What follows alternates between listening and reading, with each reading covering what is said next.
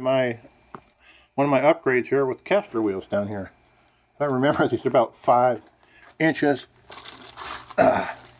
Single stem, no brakes on it. I got another set with brakes on it, but I'm not going to worry about those.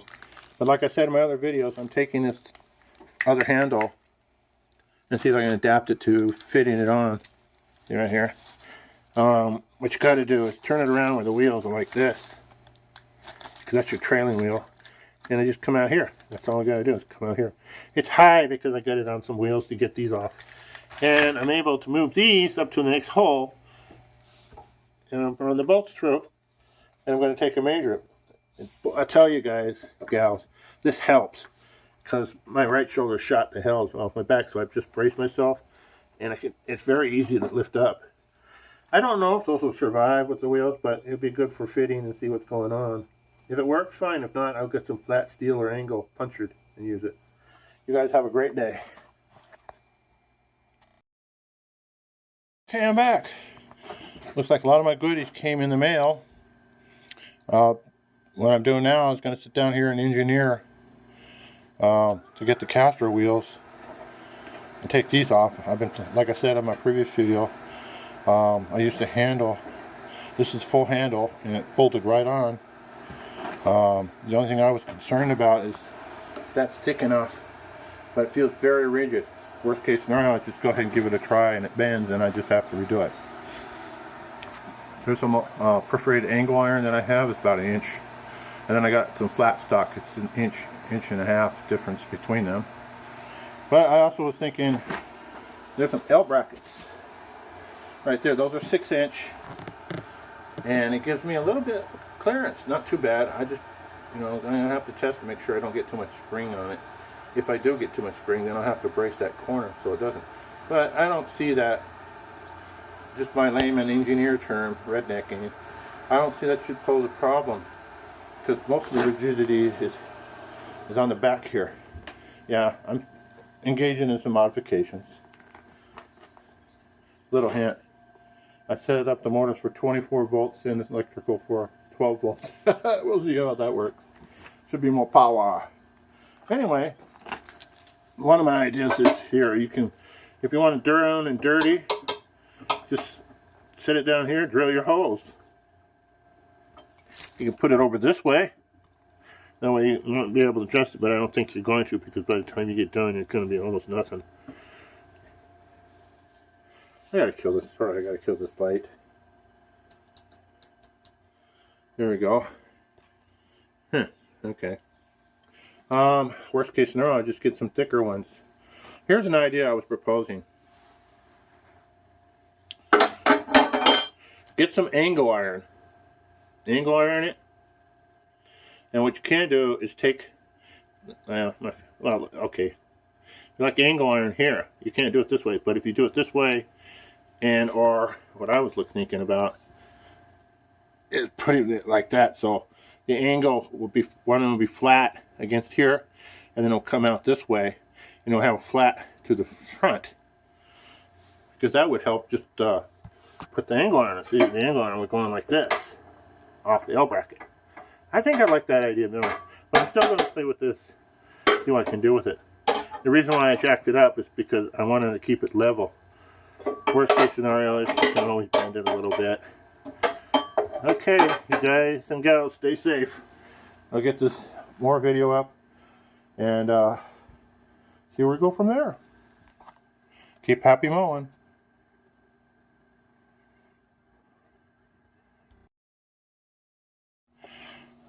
I'm down to these, the L bracket. This nut here, by the way, the only one I found to fit on this kind of caster is an M12 by 1.75 thread pitch. I also went out and picked up some tubular perforated stock. That's 1 inch and 1.25 inch angle iron. Now the holes are a little bit too small for this, but I could still do it with the angle iron, or I can look at it, hey, just drill the holes out a little bit. And then fasten up here this way and the L out this way. Here, let me show you. You put the L this way. I can adjust it either way I want, up and down until I get the right height. Yeah, I looked at it this way. I could go straight out this way if I want, but I have about an inch clearance. You know, you can do that if you want to stick out, but basically I want to keep them out front so I can run narrower down the side here a little bit. But that's still open to interpretation. I'll wait you guys' comment. I'm starting to put the front caster wheels on. You know, like I said, there were about 2 ways that I could do this. You can actually take this and put it on like this. There's a ridge, and just bolt it, and then put the front in. But I want to be able to have a little bit of adjustability on the front. So I'm working it this way, and I'm going to split these sides here and bend them out. Then they'll come over the top of this, and even if it's higher, because I have other plans. You know, one thing I mentioned in my other video, sorry. I'm thinking about rigging it so I can clamp a gas-powered weed whacker to the front of this. That's why I'm not going to cut this. I could cut it right about there. And like I said in my previous video, pound it flat and do that. But I still have a lot of space from there all the way down. I even have another thing I'm tickling in the back of my head. I'm going to get some actuators and make a small little bucket in front. You know, run that for just light stuff. You know, tongs on it for picking up weeds or branches and stuff like that. You know, this is I'm thinking down the road. I'm just going to keep playing with this. I'm going to leave the metal here that I have it, and then I'm going to take all this off. So it's up to which way you guys or girls want to do it. One thing I was thinking about is on the caster wheel, and I have the older wheels right there. What I did is I took the caster and put it on the ground next to the wheel that was already on it, and I saw where the height difference was with the hub, because I wanted at least the same height or within reasonable adjustment. There is still a stem on that. I could actually adjust it probably about a ½ inch if I really wanted to, but I don't want to do it that way. So that's how I'm figuring I'm setting the initial height by the cuts. I'll let you show you guys once I get it installed. I kind of have it fitted out a little bit here. And I got I had to drill these out to 3/8 bolt size. You could go a little bit smaller if you want, but the hole through the deck is 3/8. I checked it. What the heck. I was able to get one of these to line up on the top hole. But unfortunately, there's a skirt down here. A little bit, but not going to make a big deal. This bottom one, I had to drill the 3/8 hole all the way through. And it went into the skirt a little bit, but it's above it. I backed it with a washer and a lock washer. And this thing is strong. Most of the weight's in the back. I mean, I could lift this up with my front finger. So I'm going to now fit the L bracket and mock fit the wheel here and see how that goes. And I'll show you when I get it mounted. Follow back. I did the measurements, and as I showed you the last video, the front is way high. But this is why I used the tube here. So I got myself some adjustable. I had a little bit of epiphany last night. The other wheel is sitting on there. The wheels was on it was at the right height that I wanted.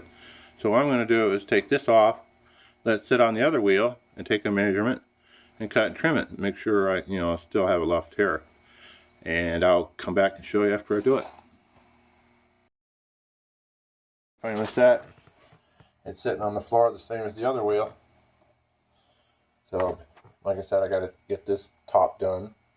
But once I get the other one on the other side, then I'll start working on the top here. Depends how my strength and paint level is. You know those wheels? Don't toss them out, because you could probably use them for something else, like a cart, or maybe if I'm real high endeavor, I might get another bracket like this and make casters out of those. That's down the road. Anyway, don't forget to subscribe, like, share, and hit the notification bell. If I get over at least 1,000 subscribers, I'll continue to work on this project. Like I mentioned in my other videos, that I was going to work out a way to put a weed whacker, rig up, clamp a weed whacker on this. So if I want to do some whacking along the edges or stuff like that, I don't have to run the motor to do that. I just have this back part here. I'm still working on electronics. Almost got that button up. But I wanted to get this thing done. Have an outstanding days. There you go. I got both of them now. I'm going to use some wraparound strap to hold the the handlebar there. It's a little bit higher. I could have cut it lower if I wanted to, but it came out just the way I wanted right there. These perforated tubes are from Home Depot. I drilled each of the holes out to 3/8 because of the deck hole was 3/8 size. They're a little bit smaller than that, but otherwise it's working out fine. You could still use solid tubular steel if you want, or something else. I have angle iron there, and flat stock, and angle perforated. But I chose the perforated one because it was quicker. Make sure you use some washers because this upper hole up on this bolt didn't line up, so when I drilled it completely through to the L bracket, it's over here a little bit, so you got a hole. But otherwise than that, with the washer on each side torqued up, that thing is solid as a rock. Can't wait to take out for a spin. Like I said, as soon as I finish upgrading some of the little tweaks and peaks I'm doing on this, I'll take her out for a spin. Don't forget to like, share, and make sure you hit the subscription and the notification button for my next video. Stay safe, stay happy, and God bless. Okay, I'm strapping the last of the wheel down. I thought, hi guys and gals, I'll show you how I'm doing it. Since I got the other one on, I got 2-inch bolts to go through this, but for this trick you probably want to go up to 2.5 inch, and you either later on I can decide either I want to shorten these, or I'll leave these here for counter brace or whatever, something else. Like I explained in my earlier videos, I got some other plans, and I'm going to bring this up too. I was thinking about, you know, I haven't decided yet. If I wanted to, I can cut this, bring it down here, it'll be level, but I'm going to have to bracket that in to hold it, and then take this, flip it up, and run it down into the hole. I just unscrew the bolts, put it down in there, and then go ahead and re-drill back through here and bolt it on, and then I'll have a cross support. But that's, like I said, some of the ideas I'm flipping around. I may decide to do that later or not. Like I said earlier, I got some other ideas I want to try. This is what I've digressed off of that.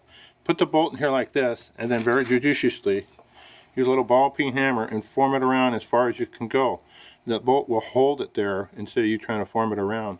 Now you could take it off and have a 3/4 inch or similar diameter pipe that you want, and just go ahead and pre-form it. You're going to need about 1.25 inch leeway because the tubing is a little bit big. So that's what I'm doing right now. Yeah. 3/8 bolts will barely fit through these, but you have to kind of turn them, like thread them through. So once you get there and you got it all lined up, use a wrench and start it once it's going through. And then you can take your washer and nut and thread it on. Now you could use some smaller pipe strap if you want, or come up with whatever works for you. You can you can actually, if you wanted to, L bracket it by flipping the L on here up, so the L goes like this, and you can kind of bend it down and make it like a half bracket, or you can get those half moon bolts, whatever. But this is actually came off the mower that was down there holding it in the beginning. So why waste stuff? That's the way I'm looking at it. Yeah, you might spend a few minutes, but you learn a curve. Now since this is at an angle, there's a little bit of form here. Now I can push this back, but I'll send the corners out here. So if you're working around here, you can actually get yourself with it. Or take a die grinder there and grind the hinges off. Okay, I thought I'd let you guys know. Got this bolted in, and these ryobies are not bad. You know, the 4-amp batteries really get this thing to last. Anyway, I won't go off on that. But see, when I was tightening it, see what I did? It canted at an angle. What I would do now is my wrench.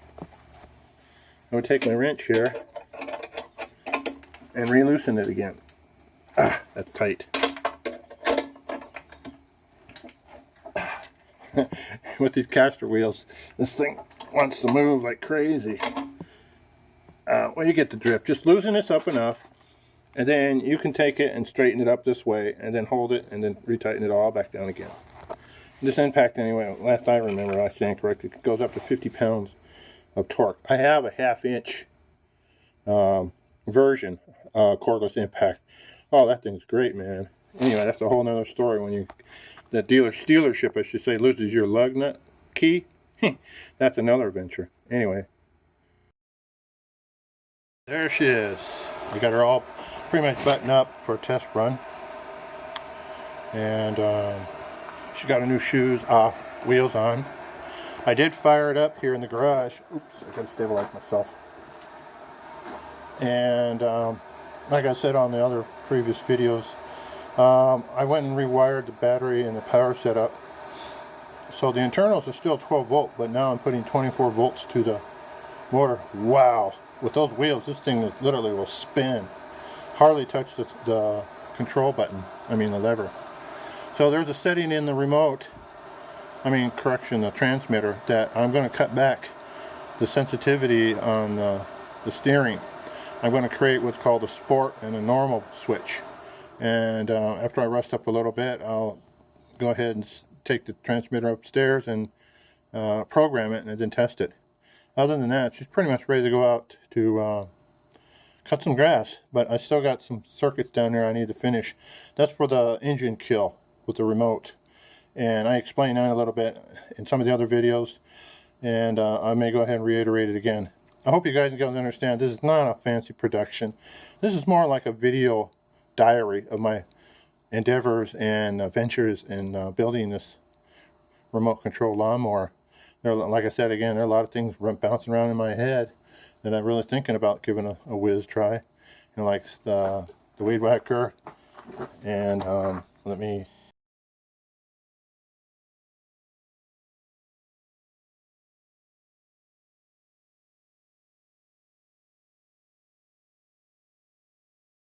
have this. This is a PowerMate wheel trimmer. Man, if you guys and gals can get your hands on one of these things, boy, they will save your back instead of sitting there swinging it around. The only thing I haven't been able to do with it yet is put a brush plate on it. But, you never... Was that a ghost that just went by?